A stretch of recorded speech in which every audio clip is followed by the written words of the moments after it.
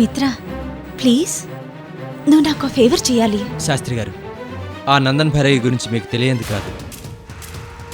అది రామగిరి వనంలోని మర్రి చెట్టు మీద ఉందట. నీ మానసపుత్రుడు నీ అనుగ్రహంతో లోక కళ్యాణమే ధ్యేయంగా ఎంచుకున్న విక్రమార్కుడికి ఎందుకీ అగ్ని పరీక్షలు?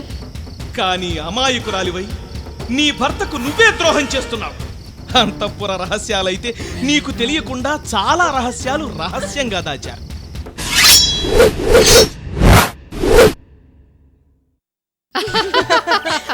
సరే పిల్లలు, కథ ఎంతవరకు వచ్చింది? కాళీమాత ఆలయంలో జ్ఞానశీలుడు అంగసేనను తన మాయమాటలతో ఆకట్టుకున్నాడు. అంగసేనకి దుష్టబుద్ధి కలిగించడానికి ప్రేరేపించాడు కదా. ఇప్పుడు అంగసేన ఏం చేస్తుంది? చెప్పాల్సింది నువ్వు కదా బామ్మ. అవును, చెప్పాల్సింది నేనే, అందుకే చెప్తాను. భర్తృహరి వ్యసనపరుడు కావడానికి కావలసిన ఏర్పాట్లన్నీ చేసింది. అంగసేన, నాకు ఈ దేశము, రాజ్యము, రాజకీయం, విజయము, ఓటమి, ప్రజలు, బంధువులు ఏమీ అవసరం లేదు. పట్టాభిషేకం చెయ్యడం చిత్రరేఖకు నచ్చలేదు. మహారాజు కావలసిన నీ భర్త భర్తృహరి వ్యసనపరుడయ్యాడు.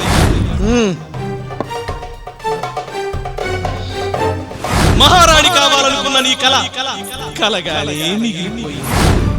నా మిత్రుడు నాకు సమర్పించిన ఈ దివ్య ఫలాన్ని నువ్వు ఆరగించాలి. స్వామి, దయచేసి మీరు వెళ్ళకండి, నన్ను మన్నించండి.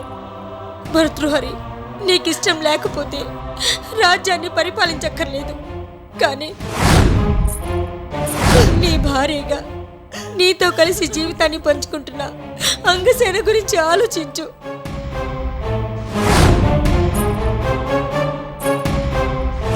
ఏ జన్మలో ఏ పాపం చేసుకున్నావు? నాలాంటి అసమర్థుడికి భార్యవయ్యావు.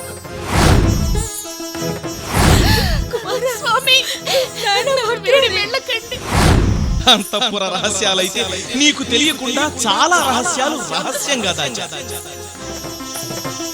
ఆ చిత్రరేఖ గెలుస్తూనే ఉంటుంది, ఈ అంగసేన ఓడిపోతూనే ఉంటుంది.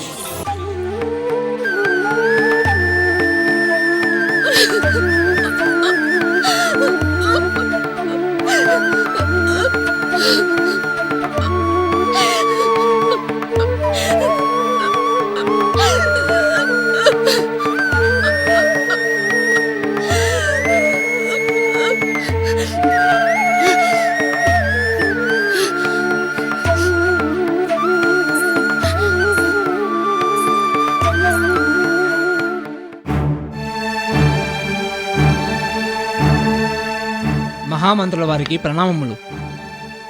అనంతశాస్త్రి అనే ఓ విప్రుడు మీ దర్శనం కోసం వేచి ఉన్నాడు.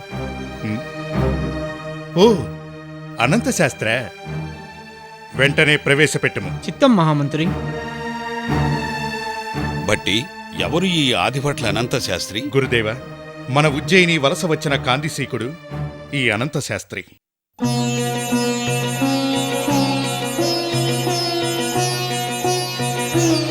అమ్మో, ఎంత పెద్ద రాజభవనమో!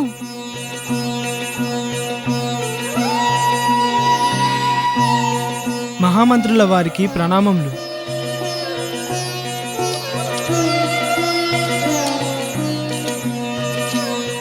వీరు మా తండ్రి గారు, పేరు నరసింహశాస్త్రి.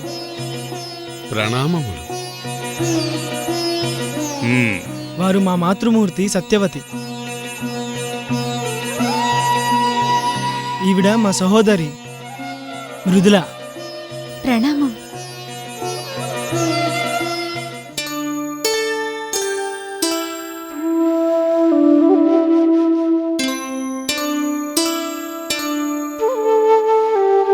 గురుదేవ, విక్రమార్కుల వారు పరకాయ ప్రవేశం చేసిన సందర్భంలో ఈ అనంతశాస్త్రి మాకెంతో సహాయం చేశాడు. ప్రత్యుపకారం చెయ్యాలని వీరిని అంతఃపురానికి మేమే ఆహ్వానించాం. మంచిది బట్టి వీరి జీవనోపాధికి తగిన ఏర్పాట్లు చేయటం సముచితం. మా ఆలోచన కూడా అదే. ఓ ఈ అనంత శాస్త్రి, మా రాజవంశ పిల్లలకు గణిత శాస్త్ర బోధకుడిగా నిన్ను నియమిస్తున్నాను. మహాభాగ్యం. ఇక దేవాలయ ప్రాంగణంలో వేదపారాయణ వక్తగా మీ తండ్రి గారిని నియమిస్తున్నాం. మహాప్రసాదం ప్రభు. మా కుటుంబం అంతా మీకు రుణపడి ఉంటుంది. మీ మేలు మర్చిపోలేం. ధన్యుణ్ణి ప్రభు, ధన్యుణ్ణి.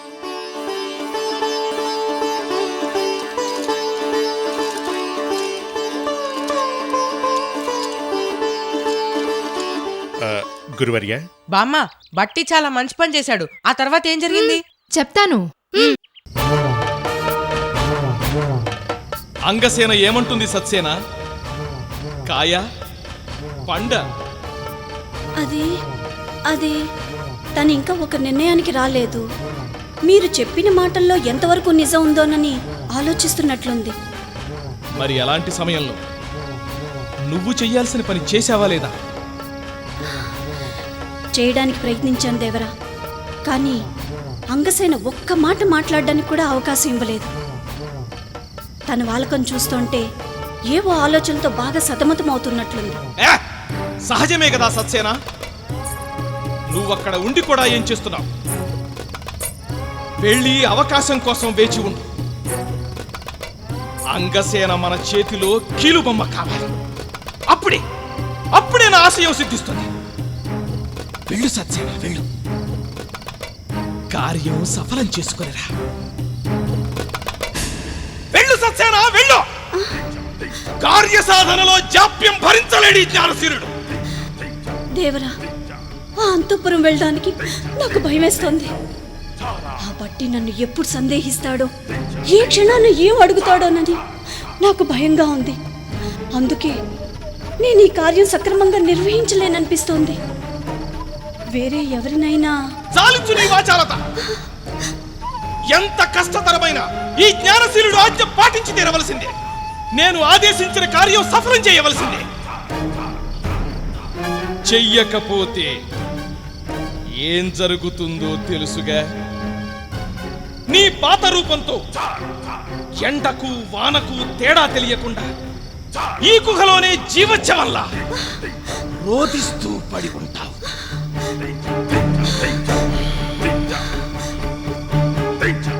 ఇప్పుడు చెప్పు సత్సేన. వద్దు దేవరా, వద్దు. నా పాత రూపాన్ని గుర్తు చేయకండి. మీ ఆజ్ఞను శిరసా వహిస్తాను. మీరు చెప్పిన కార్యాన్ని నెరవేరుస్తాను. అంగసేనను మీకు అనుకూలంగా మారుస్తాను.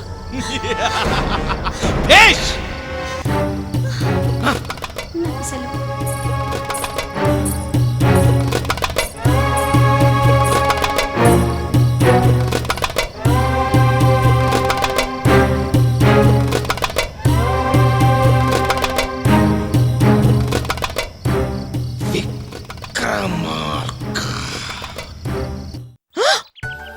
అంటే ఆ సత్సేన జ్ఞానశీలుడు మనిషేనానమ్మా? అవును. మరి బట్టికి తెలియకుండా సత్సేన అంతఃపురంలోకి ఎలా వెళ్ళగలిగింది? అది రేపు చెప్తాను.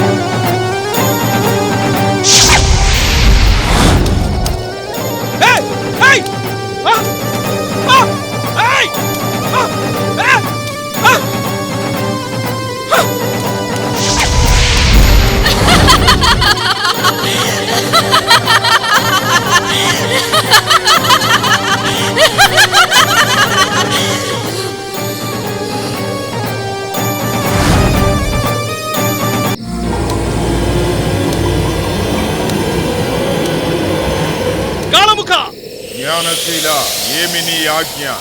నా మంత్రతంత్ర శక్తులకు ఈ కాలనాగు లొంగడం లేదు.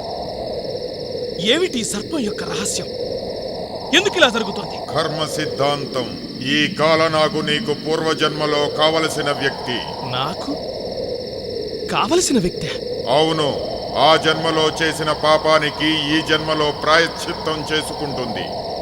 పాపమేమిటి, ప్రాయశ్చిత్తమేమిటి? పోయిన జన్మలో ఆ కాలసర్పం నీ చేతిలో కీలుబొమ్మ. నువ్వు చేసిన దురాగతాలకు నీతో పాటు తాను కాపు కాసింది. అయిన వారికి ద్రోహం తలపెట్టింది. ఫలితంగా ఈ జన్మలో ఆ కాలనాగు రూపం గత జన్మలో తాను ద్రోహం చేసిన వారికి ఈ జన్మలో ఉపకారం చేయడానికి ఈ రూపంలో వేచి ఉంది. గత జన్మలో ఈ కాలనాగెవరు? చేసిన ద్రోహమేంటి? అది నీకు తెలియాలంటే నీకు 2 విద్యలు తెలిసుండాలి. ఒకటి నాగబంధం, 2 నాగవశం. ఈ 2 విద్యలు నీకు తెలియవు. మరి తరుణోపాయం? నాగమణి. నాగమణి అదెక్కడ దొరుకుతుంది? అహోబిలం అడవిలో ఒక మహిమాన్విత నాగసర్పం చిరకాలంగా జీవిస్తున్నది. ప్రతి పౌర్ణమికి ఆ సర్పం తలపైన ఒక మాణిక్యం వెలుస్తుంది. ఆ సమయంలో నువ్వు ఆ మాణిక్యాన్ని చేజిక్కించుకుంటే ఆ మాణిక్యం వెలుగులో ఈ కాలసర్పం ఎవరు, గత జన్మలో మీ ఇద్దరి సంబంధం ఏంటి మొదలగు విషయాలు తెలుస్తాయి. జ్ఞానశీల, ఇక నాకు సెలవు. మాణిక్యం, అహోబిలం, పౌర్ణమి.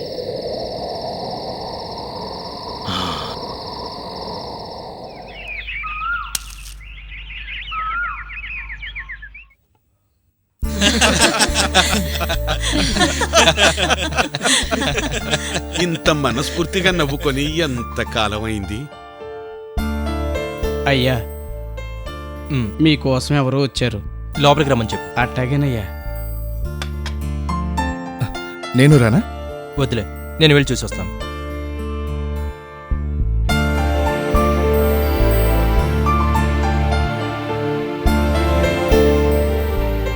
అయ్యగారు రమ్మంటున్నారండి.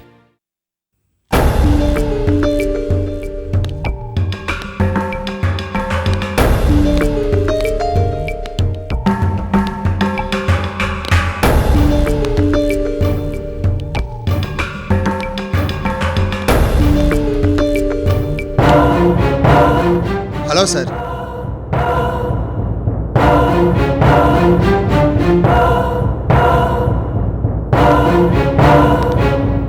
హలో, మీరు? నా పేరు Nivas Chaturvedi, art film director కదా? Nice to meet you. ఏంటి ఇలా వచ్చారు? మిమ్మల్ని కలవటానికే వచ్చాను. రండి, కూర్చోండి.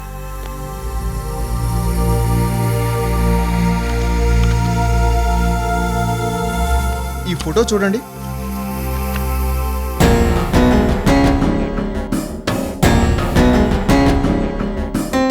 ఇదేదో పురాతన భవంతిలా ఉంది. భవనం పాతదైనా కొంతమంది గతంలో పరిచయం ఉన్న భవంతి. మీ ఉద్దేశం? పునర్జన్మ. పునర్జన్మ సిద్ధాంతం పట్ల నమ్మకం ఉన్నవాణ్ణి. ఈ భవంతి శాలివాహను నుండి ఇక్ష్వాకుల ఆధీనంలో రూపాంతరం చెంది కాలగర్భంలో కలిసిపోలేక శిథిలమై కొన్ని జ్ఞాపకాలకు చిహ్నంగా నిలిచి ఉంది. ఈ విషయం నాతో ఎందుకు చెప్తున్నారు?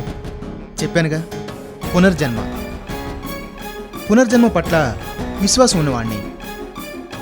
ఈ భవంతిలో ఏవో అద్భుత శక్తులున్నాయని నా విశ్వాసం. అప్పుడప్పుడు ఈ భవంతి నుండి వింత శబ్దాలు వస్తుంటాయని స్థానికులు చెప్పుకుంటారు. వారి మాటల పరిశోధన ఫలితమే. ఒక్క నిమిషం. ఈ ఆర్టికల్ దీన్ని మీ పత్రికలో ప్రచురించాలి. చూడండి మిస్టర్ నివాస్ చతుర్వేది, ఎవరో కొంతమంది నమ్మే మూఢ విశ్వాసాలు ఎప్పుడూ యూనివర్సల్ ఫ్యాక్ట్స్ కావు.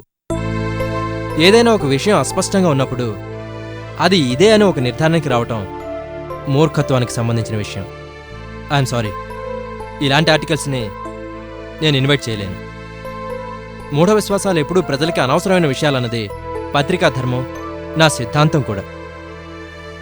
నా సిద్ధాంతాలకు వ్యతిరేకంగా నేనే పని చేయలేను. ప్లీజ్ ఇది మీ దగ్గర ఉంచండి. ఒకసారి ఆర్టికల్ చదవండి, మీకు అర్థమవుతుంది. ఓకే, ప్రయత్నిస్తాను. సరే, థ్యాంక్ యూ సార్.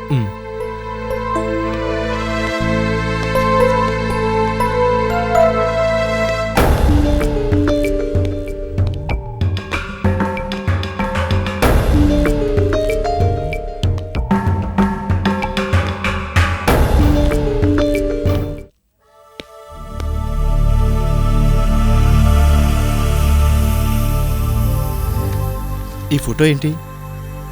ఇదేదో పురాతనమైన బంగ్లా అంట. ఇందులేవో మాయలు మంత్రాలు జరుగుతున్నాయని, ఏవో విచిత్రమైన ఆకృతులు కనబడుతున్నాయని art film director Nivas Chaturvedi చెప్తున్నారు. అదేలా సాధ్యం? అదే అర్థం కావడం లేదు. ఏది ఇలా ఇవ్వండి.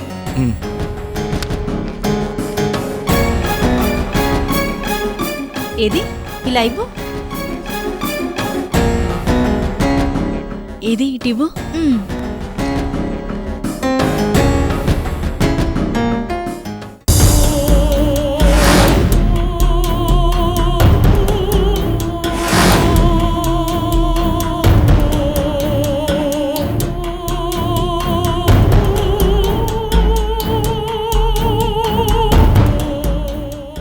రాజాదిరాజ రాజ మార్తాండ రాజ కులతిలక అసమాన ప్రజ్ఞా దురంధర సకల కళా కోవిద శ్రీ శ్రీ శ్రీ విక్రమార్క ప్రభువుల వారు వేంచేయుచున్నారు. రాజాధిరాజ రాజ మార్తాండ రాజగంభీర రాజ కులశేఖర కాళీమాత వర ప్రసాద సువర్ణ మణిమయ రత్న ఖచ్చిత సింహాసనాధీశ ఉజ్జయిని రాజ్య ప్రజల ఆశా జ్యోతి భూమండల చక్రవర్తి విక్రమార్క మహారాజా జయీ భవ విజయీ భవ.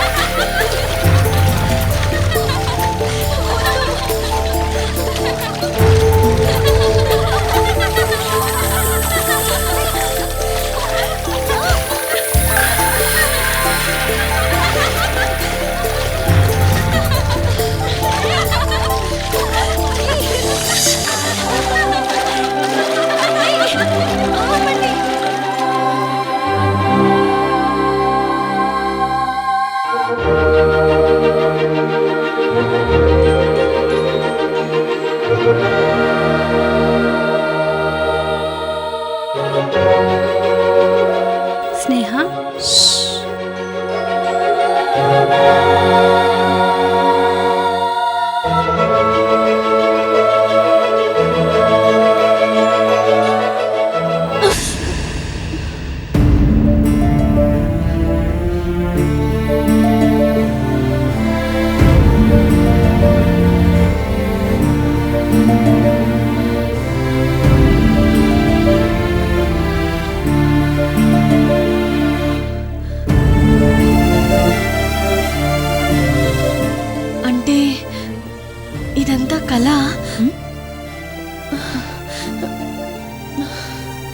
మిత్ర ఏమైంది?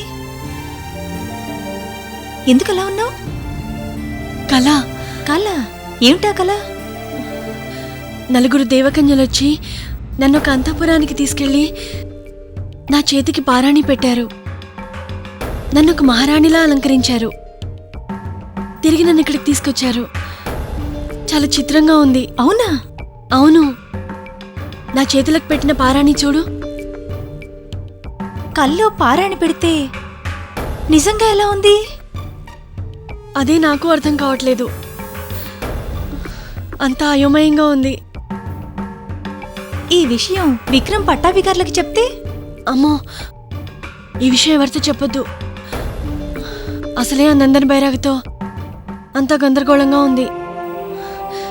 ఇప్పుడిప్పుడే కొంచెం ప్రశాంతంగా ఉంటున్నారు. ఇప్పుడు ఈ విషయం చెప్తే మళ్ళీ ఏం జరుగుతుందోనని నాకు చాలా భయంగా ఉంది. ఈ విషయం ఎవరితో చెప్పొద్దు.